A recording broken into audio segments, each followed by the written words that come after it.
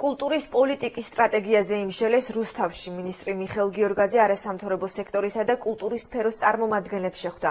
განიხილეს ადგილზე არსებული პრობლემები, მსგავს შეხვედრებს კულტურისა და ძეგლთა დაცვის მინისტრი სხვა ქალაქებშიც გამართავს.